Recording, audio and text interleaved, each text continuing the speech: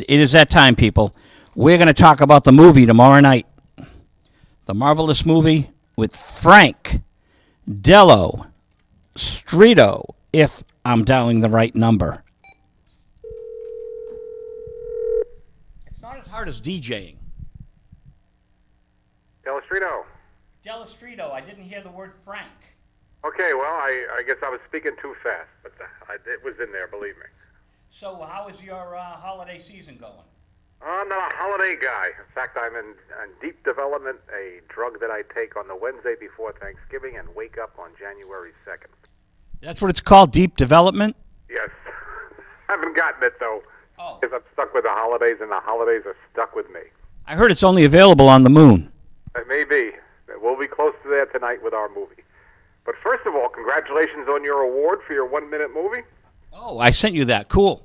And I don't know if you talked about it on your show yet, but I'm very impressed. I've never talked to an award-winning director before. Oh, sure you have.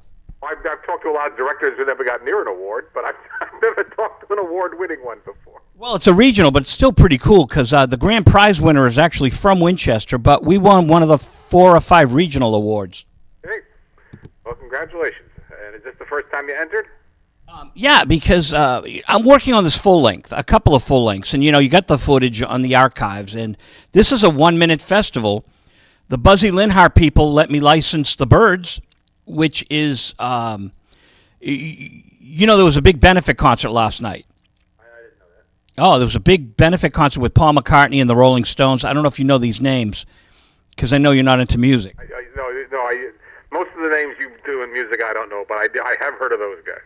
Okay, so the Rolling Stones engineer worked on this record, The Birds, got it to Buzzy Linhart, and they let me license it for the movie. Okay. And I had footage of the seagulls up there, so it's The Birds, 1 minute of The Birds. Tell me, Joe, how does it work with archive footage? In the old days, Ed Wood could use anything he wanted, he could get his hands on, and nobody cared. Now, archive footage, people keep an eye on who owns it, and you got to pay for it. Oh, this is my archive footage. Oh, this is your personal archive. Right, I've been filmmaking since like 71, on and on and off. All right. Yeah. Okay, and what's your feature-length movie going to be about? Saltwater Summers is a 3-part movie, and Barbara Harris of The Toys, she's down in New Jersey, I wanted one of her songs in. She said, well, I'd like to be in your movie. And Diane Renee said, hey, I'd like to be in your movie. Hey, good work, Jeff. Jeff put a new logo up for us, Frank. All right. And so Diane Renee and Barbara Harris. Hey, Navy Blue? Yes. All right. I guess she's about my age, so she can't be all that old, but I remember her big hit. So the third movie I want to call Navy Blue because it's all about these rockers getting back together for a reunion concert, but then there's all the craziness of my life, which is the plot. Okay, before we go on, Joe, you have to tell me you're impressed that I knew who Diane Renee was. Of course I'm impressed that you know my friend Diane Renee.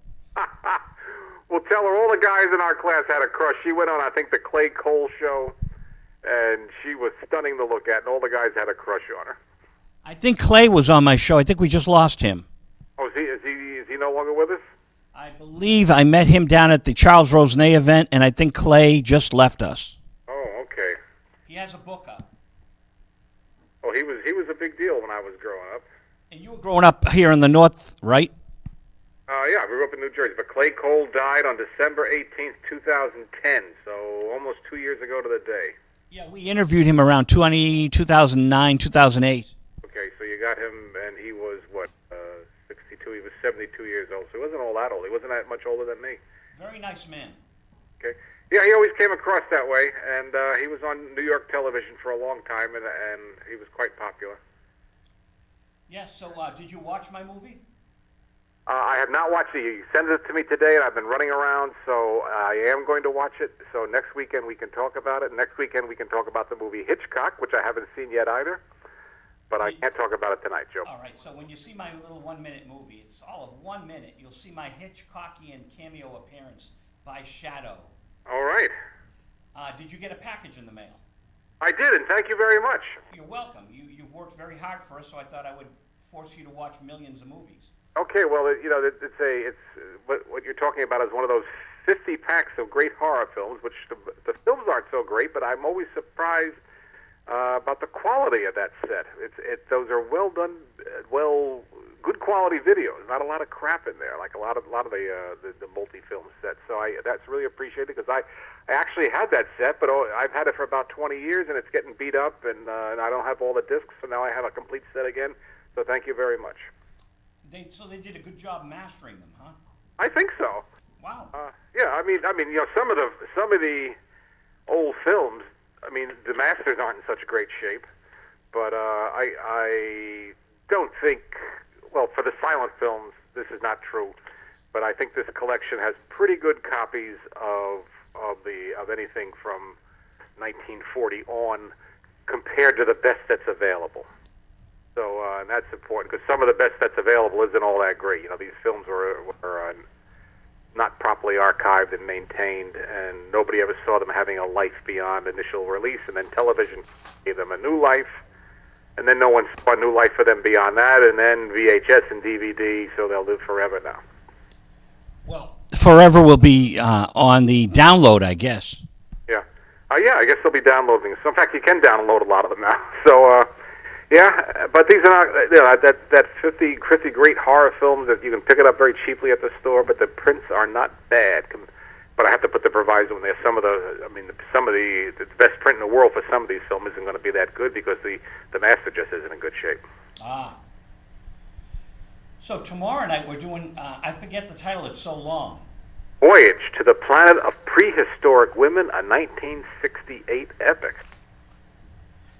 And that's separate from the film Prehistoric Women, right? Yeah, well, that is actually a good step into this movie. This began as a Russian science fiction movie called Planet Burra. Planet Burra. I can't do pronunciation justice to the pronunciation, but it was a Russian science fiction movie that an American bought and just retitled it, called it Voyage to the Prehistoric Planet, and dubbed it in English. And then Roger Corman came along and bought that from him, and juiced up the title to Voyage to the Planet of Prehistoric Women, and had some scenes shot with the prehistoric women, because in the original movie there's a couple of cosmonauts, in English I guess we call them astronauts, and there's some pretty cheesy prehistoric monsters, but that's it. So Corman had a very young Peter Bogdanovich go out and film from scenes with Mamie Van Doren, and a bevy of blonde beauties. Mamie Van Doren is the only one that's remembered today, and inserted that in, and so it finally became, in its present and final form, Voyage to the Planet of Prehistoric Women. And this is a weird movie because of that. And what I find most fascinating about the movie is not the prehistoric women, but is watching how the Russians would have filmed a science fiction movie. The special effects are not as good as, nowhere near Ray Harryhausen. They're comparable to a cheesy American movie of the era. Ed Wood? Yeah. That bad? I don't know. Ed Wood didn't use special effects that much, and what he did, they weren't that bad. They weren't the worst things about his movies. They're probably better than the cheapest Corman. Are you there? Oh, that's our audio tonight. You there, Frank? Still here. Oh, good. I thought I disconnected you. Hey, and that was the Russians complaining. Yeah, maybe they didn't like what was butchered up, or maybe they want the footage of the prehistoric women to put in their version. I don't know. Which would be easy, by the way, because the prehistoric women communicate by telepathy, so they actually don't move their lips at all. So you could easily dub it over in any language you wanted. Roger Corman is in his early 40s when he does this, and his directing days are pretty much behind him. And I was surprised. I looked on IMDb for his credits, and they have 56 directorial credits for Roger Corman and over 400 producing credits. And Roger Corman is kind of an entrepreneur at this point. He's always looking for a deal, and he must have got this movie for a song, and for another song he threw in some tapes of Mamie Van Doren and a few other women, and he came up with a serviceable movie that my guess was pretty did pretty well on the drive-in circuit. This wouldn't have gotten near a big theater, a prime theater, but this would have done okay in the country circuits. And what's the plot? The plot is, there's some astronauts who are lost on the prehistoric planet, which is Venus, by the way. Hard to swallow because today everybody knows Venus is pretty uninhabitable, but in those days, the people weren't as sophisticated about those things, so you could get away with that. And other astronauts come to rescue them, and off to the side are the prehistoric women who never really get into the story because they didn't spend a lot of money. They just put scenes they could add on. They didn't integrate anything. But I find it fascinating to see how the Russians would have made a movie and their special effects and with the scenes they show a lot of mechanical aspects of the spaceship and all that, which today seem kind of archaic. They didn't see to be honest, very few people in the '60s saw the revolution in instrumentation and electronics, yada yada, to the extent it is today. So, but I found it fascinating. So the first thing what am I saying? It's a historical piece. Well, here's my question. You can get the Russian version, right? I don't know. I've never seen the Russian version. So the Russian would be Planet Bura? Planeta Bur. Planet with an A on it. So Planeta Bur. B-U-R. Okay, like Raymond Burr. Yeah, and what that means, it probably means something in Russian. But I don't know. I can guess what Planeta means in Russian. It probably means planet. But I can't guess what Burr means. Let's see. I'll look at it. See, I'm on my computer. Raymond Burr, actor of Godzilla. That's what it might mean. Or Rear Window. Yes, if they put another R on there, it could be Raymond Burr's planet. But I don't know what planet. Maybe one of your viewers will speak Russian and tell us what that meant. Okay, so here are my series of questions. So maybe if you find Planet Bora and then the original Voyage to the Prehistoric Planet, is that available before Bogdanovich got a hold of it? You hit me with these questions tonight. I don't know if it's available. I've never... No, it is... Well, it's available, but what I think they did is the producer of that movie, I guess it was Curtis Harrington, put his own extra scenes in, and when the print was bought by Roger Corman, he took out Curtis Harrington's extra scenes and put his own extra scenes in. And I have actually seen Planet to a Prehistoric Planet, but I haven't seen it in over 40 years, so I'm not gonna comment on it. Except that it's remembered today mainly because those extra scenes have a Basil Rathbone in them not too long before he died. But I'd be really pushing the memory to tell you what was in there. So this movie has a lot more cachet than people would think. Basil Rathbone's in the second edition of it. Yes, and Mamie Van Doren is in the third edition of it, and Peter Bogdanovich, under a different name, under the name Derek Thomas, Peter Bogdanovich is the director of the insert scenes. So, yeah. Why don't we got to find all three and do a box set? Yeah, I mean, you're the entrepreneurial one. This thing is in the public domain, so if we can get all of them, we're not doing bad. We're on a search. We're on a mission. We've got 5 minutes left. We're on a mission to find all three movies. Planet Burr. Well, finding two of them isn't going to be hard because you've got one in your hands, and it looks like you can watch the other one, the one with Basil Rathbone in it, the Curtis Harrington's movie, online. It looks like that's in the public domain. So if the Russians have fallen into the public domain, then you can get that, but I wouldn't know where to begin to look for that. Word about Peter Bogdanovich. He's never directed before, and all of a sudden he's directing a handful of scenes, so it's not very trying for him. But this same year, he'll make what is almost Boris Karloff's final film called Targets.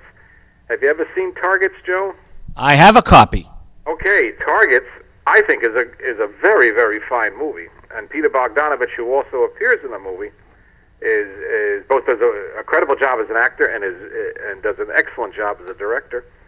And it's amazing to me that was really his first film, because I don't count this one. This one he's directing a handful of very short scenes to insert in. So that wasn't much of a directorial task. And Targets is almost, in a chilling way, it predated some of these rock and roll star things like John Lennon. Yeah, well, let's see. Do you remember the shooting massacre at the University of Texas, the Texas Tower? Sure. That's what inspired this. In fact, if you when I saw this on first release, and that was right after the shootings at the University of Texas had been in the news, and the parallels are unescapable. And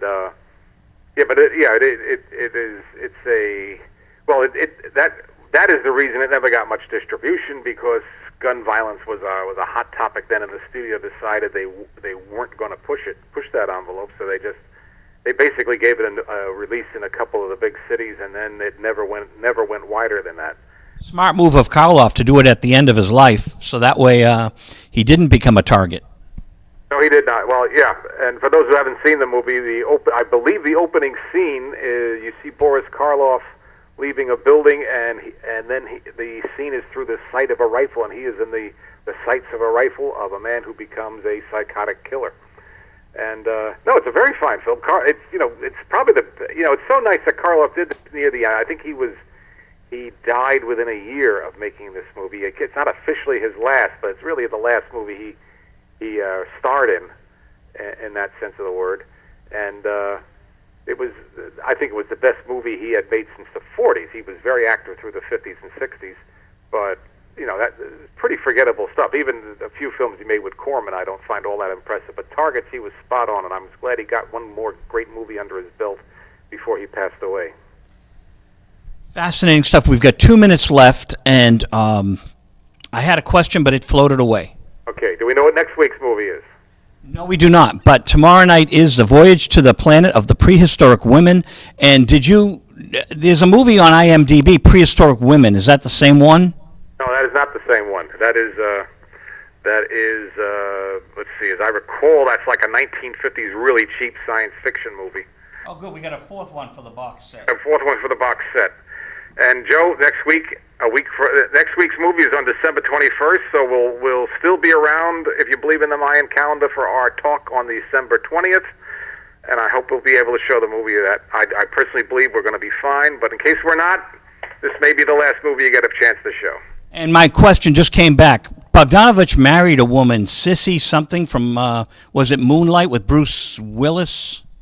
Sybil Shepherd. Did they ever actually get married? I knew they were together for a long time. Okay, maybe they didn't get married, but he produced her album, and I reviewed it.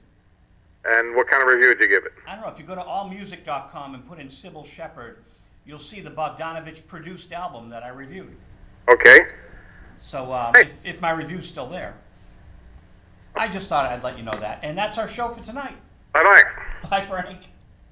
And the views and opinions on Visual Radio are those of the host and my wonderful guests tonight, Gary DiCarlo, Frank Dello Stritto, Doug Mascott from WMWM, and not necessarily those of the WinCAM board, staff, members, and all our affiliate stations. Thank you, Jeff Dearman. Thank you, Judy Kellerman, for helping out with the show tonight. And thank you to the WinCAM party for giving us a Sennheiser microphone to hold. That's our show. Happy holidays.